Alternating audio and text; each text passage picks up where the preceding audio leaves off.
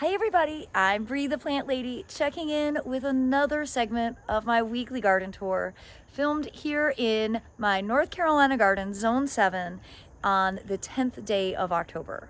As I've mentioned, I am preparing to be out of town for like half of the month, and I wanted to do this to do a deep dive to really show you what everything's looking like, because it's entirely possible that we may have frost while I'm gone.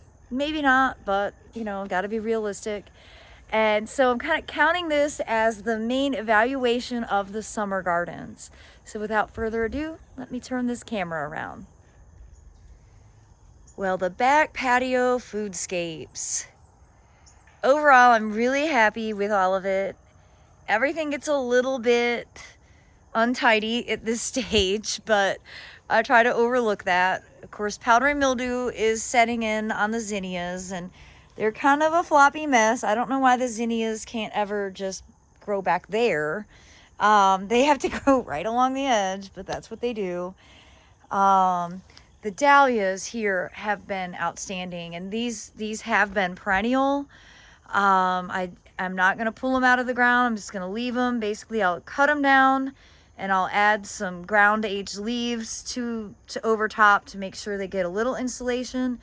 But that's it. My reminder to myself and to all of you, if you don't want your dahlias to be unruly like this, you need to do hard cutbacks early in the season so they have better branching structure. I know to do that. I just didn't do that. So put that out there. The Ceratotheca continues to just be, I think, one of the most charming little plants ever. And of course, it's got that peanut butter scented foliage that the mammals don't like. So that's helping kind of protect all the rest of the stuff in this border. And you can see these sweet potatoes are not covering the arch, but they've grown a lot since I decided that they needed to do this instead of be a ground cover. Next year, I just need to do sweet potatoes as the arch covers because they are beautiful when they are covered with the sweet potatoes. Well, the pool bed looks a bit beat up, and that is because of the tropical storm. The wind kind of lodged the coleus a bit. I'm going to leave it as is. Of course, I need to vacuum the pool again. And you can really see some frost damage. We got down to 40 degrees 2 nights ago. And, you know, that's like a temperature that basil will be damaged by. I also have some coleus that are definitely showing that cold damage. This border has really filled in so nicely. I'm excited to get to harvest sweet potatoes from here. You can see these zinnias definitely have grown a bit unruly. They never stand upright. Again, that's probably on me. I could do a better job cutting those back earlier and they would have better structural integrity. I definitely will be collecting seed from this. I believe this is Queenie Lime Red, I think. I really like this particular flower. I like that saturation of color. So I'm not going to do anything to the zinnias because really my goal with this will just be to collect as much seed as possible. Remember, all of my seed is open pollinated, so there's no guarantee that I'll get that exact thing, which is why I always buy backup seed. If you just type into Google Queenie Lime Zinnias, you'll be able to find somewhere that has them. And I do think that is a variety that, well, it's a series. There's 5. They are all worth growing. They're so beautiful. Now, I showed you guys the mammoth out front in my video a few days ago. Here is that same mammoth jalapeno here. I've got some that are turning red. Should probably go ahead and harvest those. These branches are so heavy and they're not well supported. I've been debating on whether I should go ahead and harvest some and maybe have a demonstration on how to make cowboy candy for my class that's supposed to be coming here this weekend. Of course, it's supposed to rain the day that they are scheduled to be here because that's my superpower. But we'll see. I haven't totally decided how I'm gonna handle 20 people in the rain. When I had all of these fun activities planned, and we were gonna have eating stations to really drive in the concept of what foodscaping offers you as a lifestyle. You know, best laid plans. We need the rain, so I'm not gonna complain too loud. But, you know, I was showing a garden tour the other day, like, you know, the combinations with peanuts and sweet potatoes and zinnias, and, you know, here is blueberry, and here is okra, and, you know, there's just so much density of plants that I think are interesting but also edible, all in one location. And of course, I'm growing this stuff everywhere, but you know, you don't have to grow this intensely on your whole property. But the point of foodscaping is to really give you that added element of interaction and purpose. So, you know, if this was a border with no food in it, I wouldn't really have a lot of reason to come through and visit it with any regularity. And that's really one of the things that I hope to inspire with people, is that food can be beautiful and you can grow it in the same context as any other ornamental plant. Of course, food requires sun and extra water. So those are your main limiting factors. One of the other activities I'm planning to have the class experience is to pull up some okra so they can see firsthand what root knot nematodes look like. I don't think I'm the only person that's amused by that. Now, as we come over to the fire pit, before I go in the fire pit, I want to show you this outside edge. I think it's really pretty and colorful.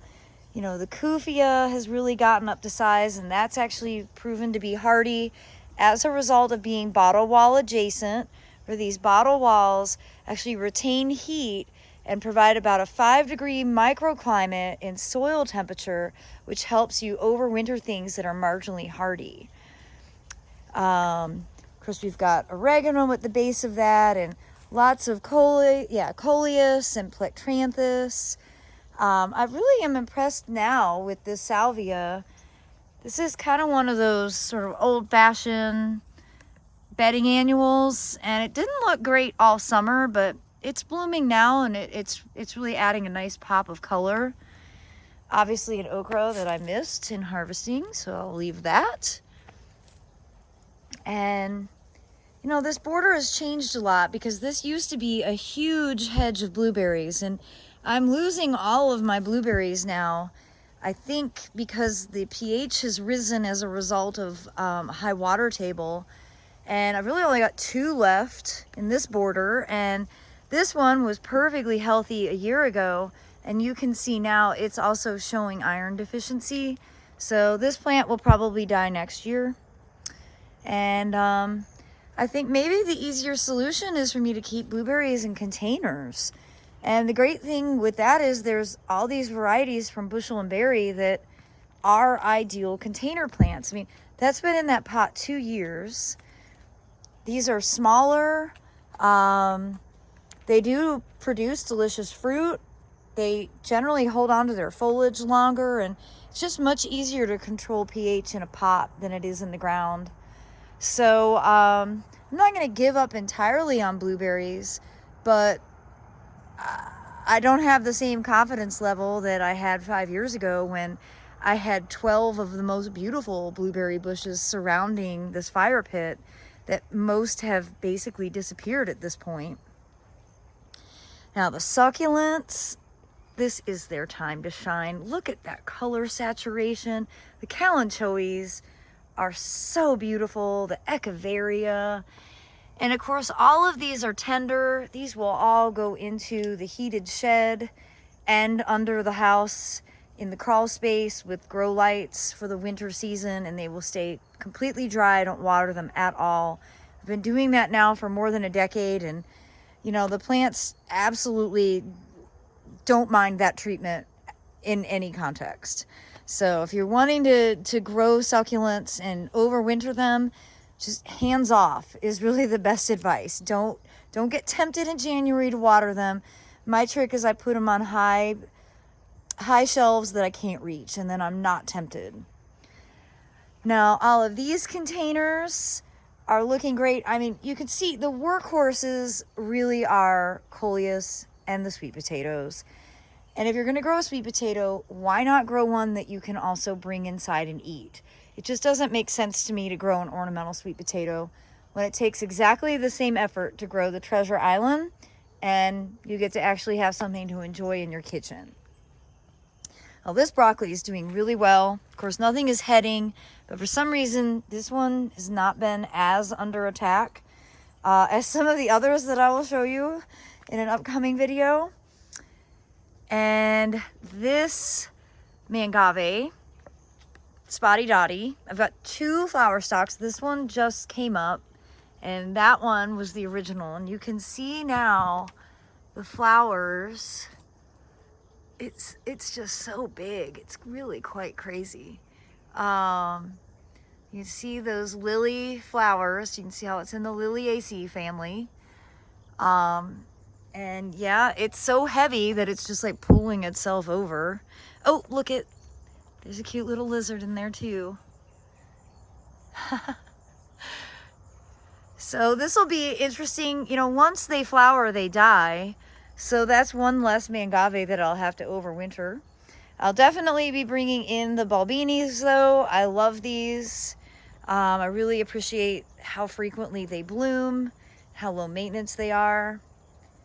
And I'm also really excited to show you that giant Morning Glory vine that Jenks Farmer gave me back in July is starting to bloom. It's way up there. You can see it does have great big flowers. And I know this isn't hardy, but I think my plan will probably be to treat it like a succulent maybe. Cut it back and just bring it into the heated shed and keep it dry. I'm hoping that maybe the flowers will set seed, and that would be an easier way to grow it again. Next year, I definitely want to grow it, first of all, in a bigger pot, or frankly, in the ground, and on a much larger structure, because I didn't give it nearly enough space to be able to ramble. Well, no significant fig updates. You can see there's a bunch of figs. I doubt these will ripen by the time we get frost. It looks like there's 1 or 2 here that are ripe. They are very soft. Okay, I'm gonna go ahead and try it. Maybe it'll taste better. Yeah, much better than the last time. Okay. Well, to date, now I've gotten 4 figs in 12 years. Not a great record, but they are pretty tasty when they're ripe properly. Those others that I ate a few weeks ago were not ripe and they did not taste good. Well, we'll continue on to around the greenhouse. This Asclepias just keeps on going, and probably that's not a good thing, because I think this is actually a tropical species, although so far I'm not having like hordes of monarchs hanging out in the yard, so I'm not really that worried. It is seeding a lot though, and I've got it like coming up, you know, over there in the gravel, and noticing it everywhere. In fact, there's one right there.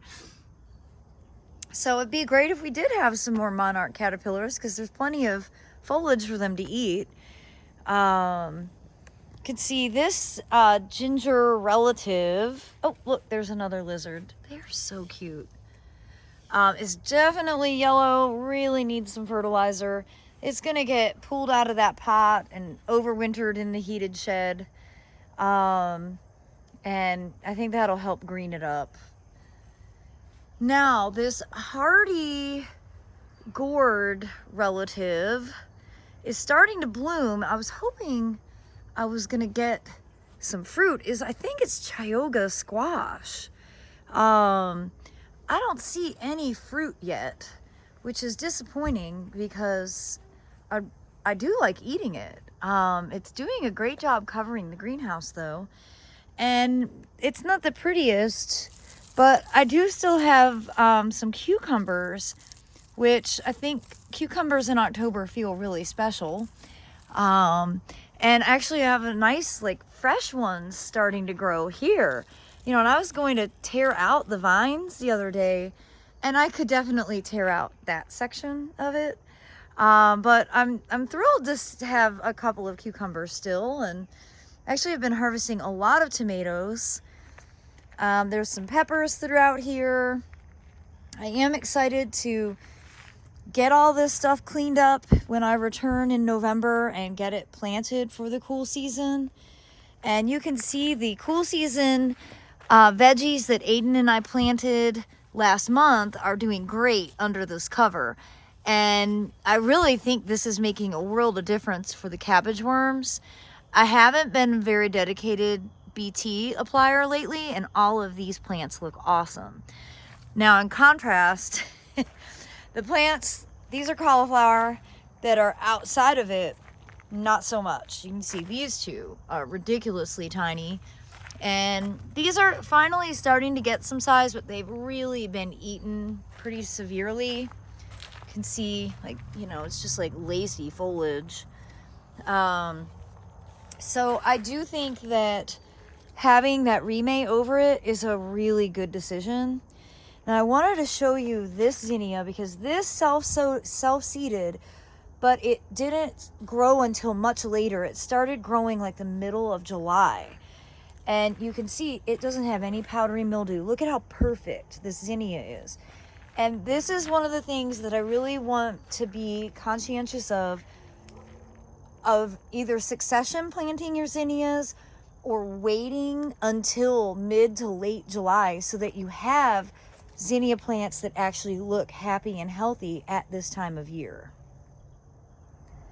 Well, you can tell the nematodes are in all of these okras, and you know, I'm planning to have the class actually come and rip this out, and we're gonna, you know, rake it over and get some seeds put in the ground.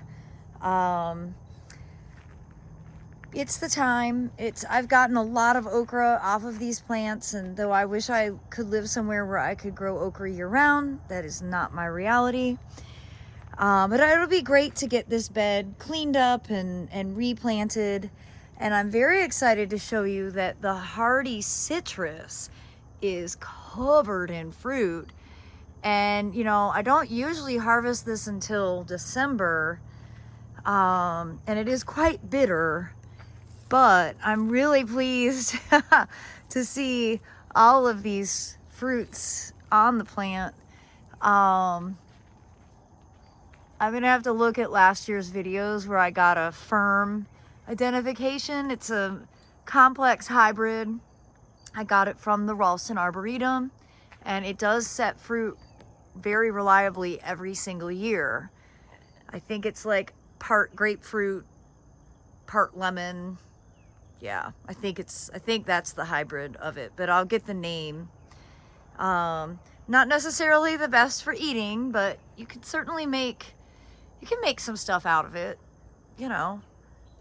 Nothing else, you can make decorations. Well, everybody, I hope that you enjoyed this segment of my mid-October weekly garden tour, and I hope you'll tune in again tomorrow for yet another update. As always, thanks so much for watching, and happy gardening.